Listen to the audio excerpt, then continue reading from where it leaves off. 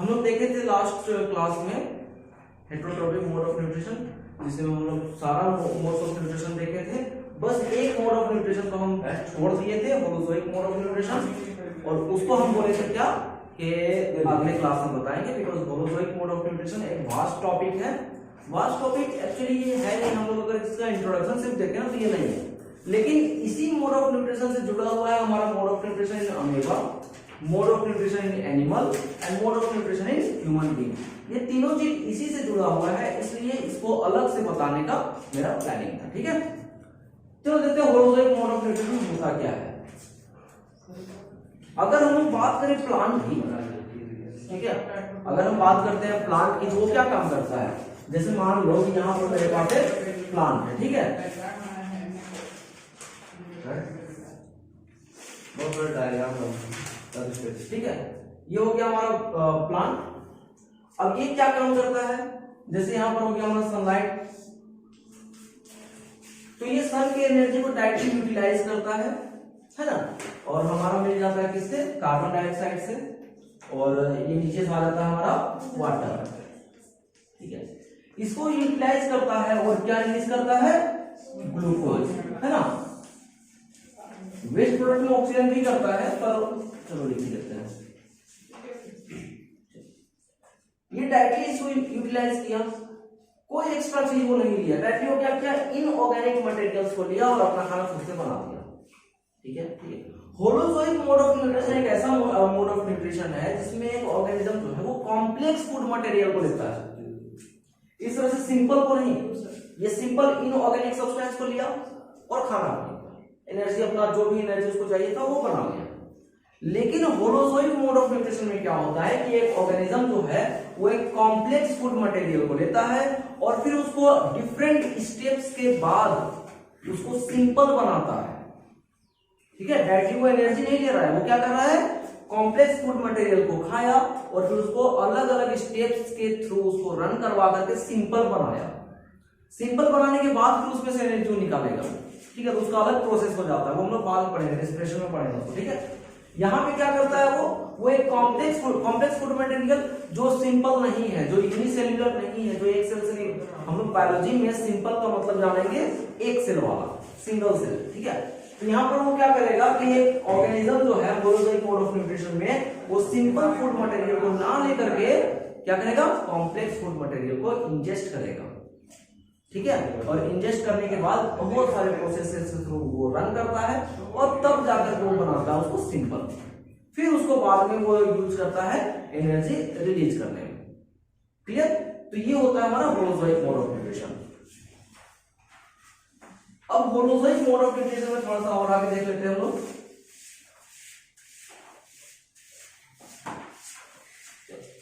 Holozoic mode of nutrition में हमारे पास 5 steps होते हैं। ये स्टेप के बारे में अभी हम लोग सिर्फ जानेंगे।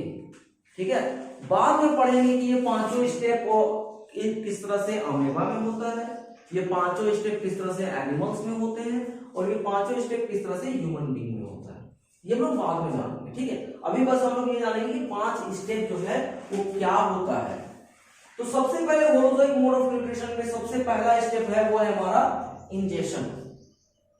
ठीक है, ये इंजेशन क्या होता है, तो इंजेशन का मतलब होता है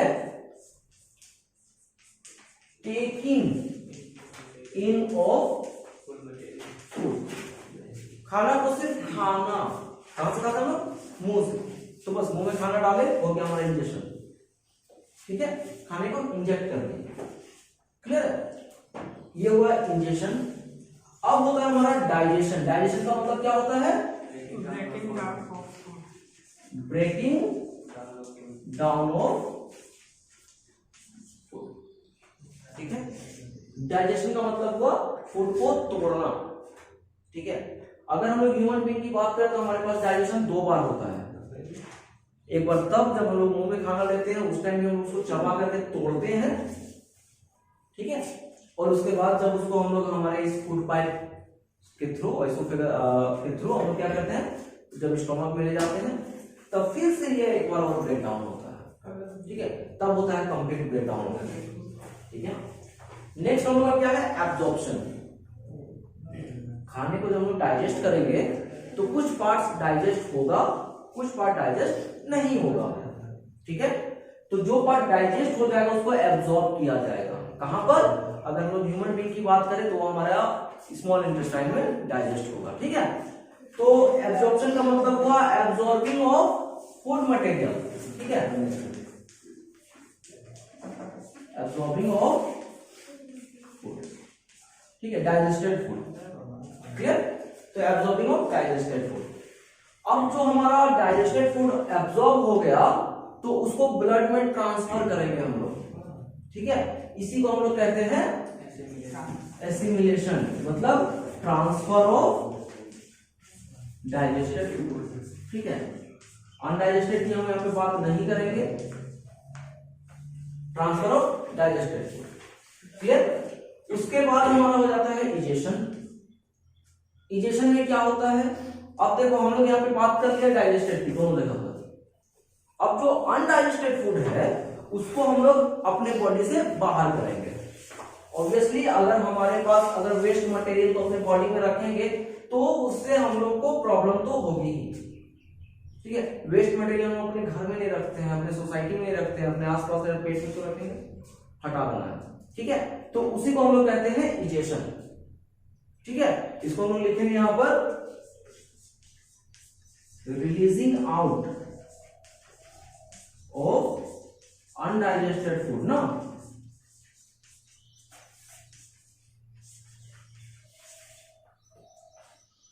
क्लियर। इजेशन पांचों स्टेप में कोई दिक्कत? होलोजोइक मोड ऑफ न्यूट्रिशन एक ऐसा मोड ऑफ न्यूट्रिशन है जिसमें एक ऑर्गेनिज्म कॉम्प्लेक्स फूड मटेरियल को खाता है और उसके बाद उसको अलग अलग प्रोसेसेस के थ्रू सिंपल फूड मटेरियल में ट्रांसफॉर्म करता है, कन्वर्ट करता है, ठीक है। उस मोड ऑफ न्यूट्रिशन को हम लोग कहते हैं होलोजोइक मोड ऑफ न्यूट्रिशन। अब ये holozoic mode of nutrition 5 step में चलता है, स्टेप बाय स्टेप चलता है, ठीक है। जिसमें सबसे पहला है इंजेशन, मतलब खाना खाना, डाइजेशन मतलब उस खाने को तोड़ना, एब्जॉर्प्शन मतलब उस खाने को जब लोग तोड़ेंगे तो कुछ पार्ट जो है वो हमारा डाइजेस्ट होगा, कुछ पार्ट नहीं होगा, या फिर लोग कहेंगे वेस्ट प्रोडक्ट बनाएगा। तो जो हमारा डाइजेस्ट हो जाएगा उसको एब्जॉर्ब कर लेंगे हम लोग, ठीक है। उसके बाद क्या करेंगे? एसिमिलेशन। एसिमिलेशन में क्या करेंगे? उस डाइजेस्टेड फूड को, उस एब्जॉर्ब फूड को हम लोग ट्रांसफर करेंगे, ठीक है। ट्रांसफर कहीं भी करेंगे, जहां पर उसकी रिक्वायरमेंट होगी वहां पर हम लोग उसको ट्रांसफर करेंगे। उसके बाद हमारा इजेशन, जो अनडाइजेस्टेड फूड जो बच गया उसको हम लोग अपने बॉडी से बाहर कर देंगे, उसको हम लोग कहते हैं इजेशन, क्लियर है। यही पांचों स्टेप पढ़ना हम लोग को अमेबा में भी, यही पांचों स्टेप पढ़ना हम लोग को ह्यूमन बीइंग के बारे में भी, ठीक है। चलो अगर इसको उतारना तो उतार लो। आज हम लोग देखेंगे अमेबा का न्यूट्रिशन, एक बहुत ही इंपॉर्टेंट टॉपिक है ये, इस पर से क्वेश्चन आता है, ध्यान देना।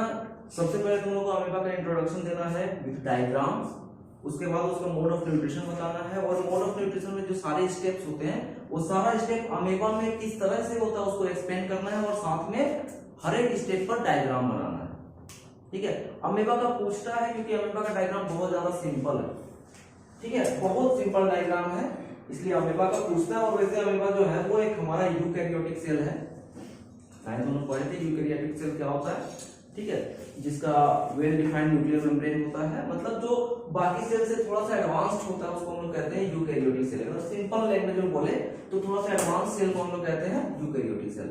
अमेबा जो है वो हम लोग को पढ़ना है, ठीक है। हम लोग को मोड ऑफ न्यूट्रिशन 3 चीजों के बारे में पढ़ना है, अमेबा के बारे में पढ़ना है, प्लांट के बारे में पढ़ना है, और एनिमल में ह्यूमन बीइंग के बारे में पढ़ना है, ठीक है। प्लांट के बारे में पढ़ चुके हैं, अमेबा के बारे में आज पढ़ेंगे, ठीक है, और इसके बाद हम लोग पढ़ेंगे ह्यूमन बीइंग के बारे में, ठीक है। हमारे पास जो मोड्स ऑफ न्यूट्रिशन है उसमें से होलोजोइक मोड ऑफ न्यूट्रिशन है हमारे पास। अमेबा के बारे में इसलिए पढ़ना है क्योंकि ये होलोजोइक मोड ऑफ न्यूट्रिशन को फॉलो करता है। सबसे पहले जानते हैं अमेबा होता क्या है, ठीक है। तो अमेबा एक यूनिसेल्युलर यूकैरियोटिक सेल है, एक यूनिसेल्युलर यूकैरियोटिक सेल है जो एक इंडिपेंडेंट ऑर्गेनिज्म है। इंडिपेंडेंट ऑर्गेनिज्म कहने का मतलब कि ये अपना सारा फंक्शन खुद से करता है, ये किसी पर डिपेंड नहीं है, ठीक है, ये अपने आप में ही चलता है, क्लियर। अमेबा का स्ट्रक्चर देखें तो अमेबा का स्ट्रक्चर कुछ इस तरह से होता है, तुम लोग किसी भी तरह से बना दो अमीबा का स्ट्रक्चर बन जाएगा। ठीक है, जरूरी नहीं है कि हम यहाँ पर ये सब निकाल दिए तो तुम लोग यहीं पर निकालो। ठीक है, ये जो होता है ना इसको हम लोग कहते हैं स्यूडोपोड्स। ये जो निकला हुआ है इसको हम लोग कहते हैं स्यूडोपोड, और इसी के मदद से ये मूव करता है। ठीक है, स्यूडोपोड्स के ही हेल्प से ये मूव करता है, इसीलिए इसके मूवमेंट को हम लोग कहते हैं स्यूडोपोडिया या फिर स्यूडोपोडिक मूवमेंट। क्लियर है? अमीबा एक यूनिसेल्युलर यूकैरियोटिक सेल है जो कि इस स्यूडोपोड्स के थ्रू मूव करता है। ठीक है, और इसी मूवमेंट को हम लोग कहते हैं स्यूडोपोडिया या फिर स्यूडोपोडिक मूवमेंट। इसका अपना स्ट्रक्चर नहीं होता है क्योंकि अपना ये जो स्यूडोपोड्स है ये इसको कभी बढ़ा देता है कभी कम कर देता है। ऑब्वियसली मूव करेगा तो कभी बढ़ाएगा कभी कम करेगा। असल में अगर मान लो कि एक छोटा सा जानवर का एग्जांपल ले लो, ठीक है, एक गिरगिट का एग्जांपल ले लो। वो जब पेड़ पर चढ़ेगा तो अपना हाथ को फैलाएगा, अगला जहां पर उसको जाना है वहां पर अपने पंजे जमाएगा, मतलब पकड़ेगा, उसके बाद उसको खींचेगा और दूसरा हाथ बढ़ाएगा, करेगा ये चीज। तो ये भी उसी तरह से अपने स्यूडोपोड्स को कभी बड़ा करता है कभी छोटा करता है, लेकिन गिरगिट का अपना एक पर्टिकुलर स्ट्रक्चर है, वो चेंज नहीं होता है। ये चेंज होता है क्योंकि इसके स्यूडोपोड्स जो है वो चेंजेबल होते हैं। ठीक है, अभी ये स्यूडोपोड यहाँ पे हो सकता है, ये जो नीचे वाला पार्ट है ये बढ़ जाए। इसके स्यूडोपोड्स का भी अपना एक एक्चुअल पोजीशन नहीं होता है, अपना फिक्स्ड पोजीशन नहीं होता स्यूडोपोड्स का। ठीक है, तो उस कंडीशन में क्या होता है, इसका स्ट्रक्चर हमेशा चेंज होते रहता है। इसका स्ट्रक्चर किसी भी तरह से बना दो तुम लोग का स्ट्रक्चर सही हो जाएगा।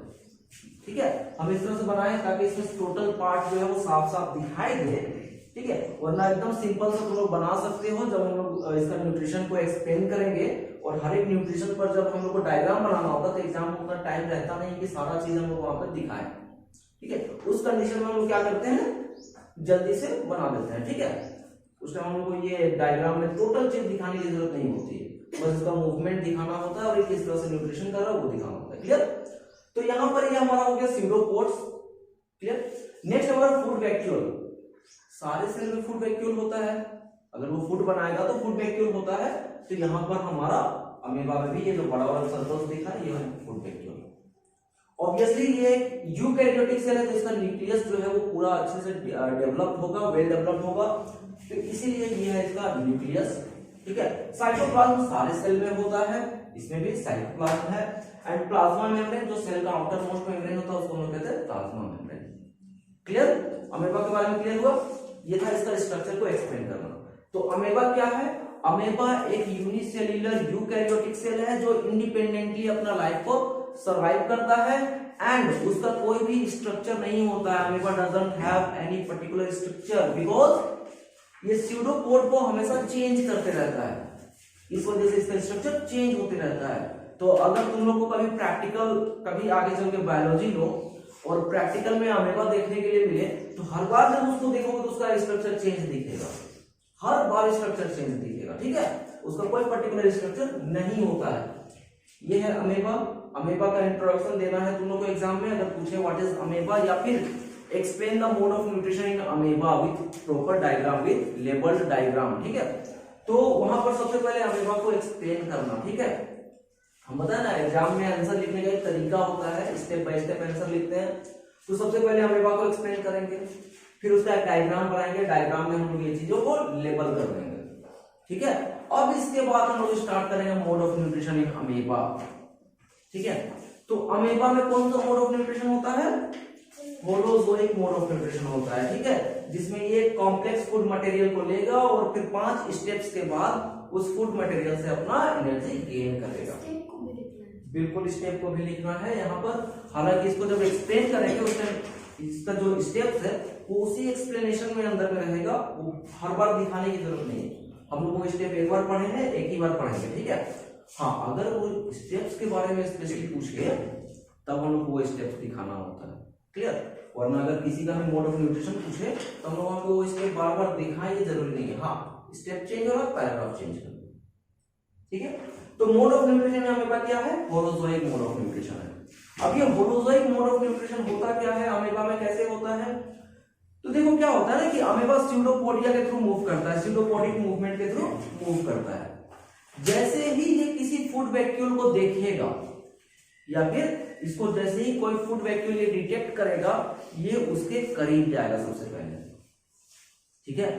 अब जैसे ही उसके करीब गया तो इसके पास तो और कोई ऑर्गन्स है नहीं, क्योंकि कोई भी ऑर्गन बनाने के लिए एक से ज्यादा सेल चाहिए, इसके पास एक ही सेल है, ये कहां से ऑर्गन बनाएगा।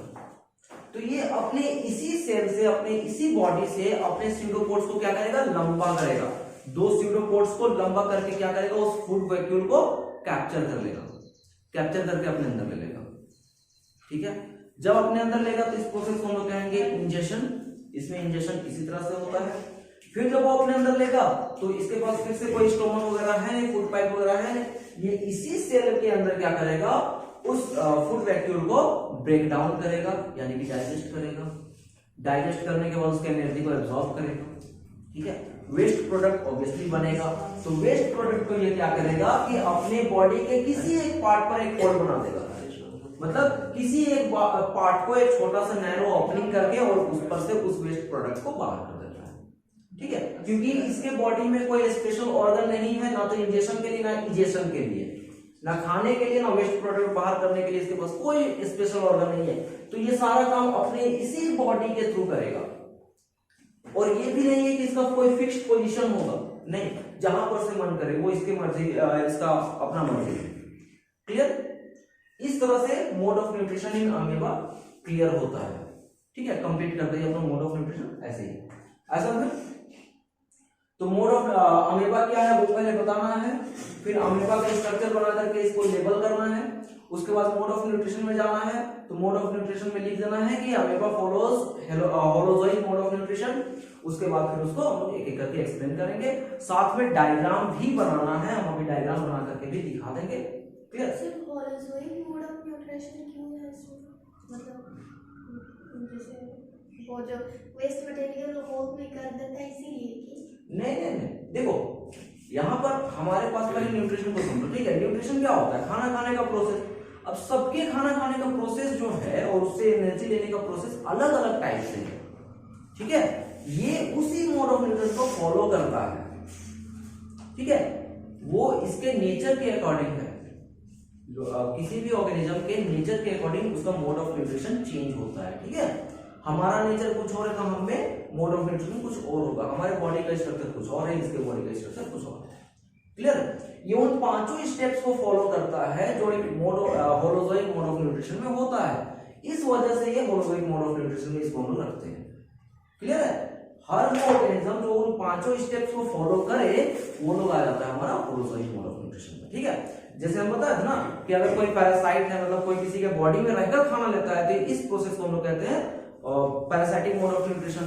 कोई डेड एंड डिकेइंग पार्ट से खाना खाता है तो उसको हम लोग कहते हैं सैप्रोफाइटिक मोड ऑफ न्यूट्रिशन। तो उसी तरह से ये जिस मोड ऑफ न्यूट्रिशन को फॉलो करता है वो है हमारा होलोजोइक मोड ऑफ न्यूट्रिशन, ठीक है। इसमें क्यों होता है ये बात नहीं, बात यह है कि ये कौन से मोड ऑफ न्यूट्रिशन को फॉलो करता है, ठीक है। वो इसके नेचर के, इसके बिहेवियर के अकॉर्डिंग हम लोग उसको क्लासिफाई करते हैं, ठीक है। फूड हैबिट के अकॉर्डिंग हम उसको क्लासिफाई करते हैं, ऐसा समझ। चलो ठीक है, तो ये अगर बनाना चाहो तो बना लो।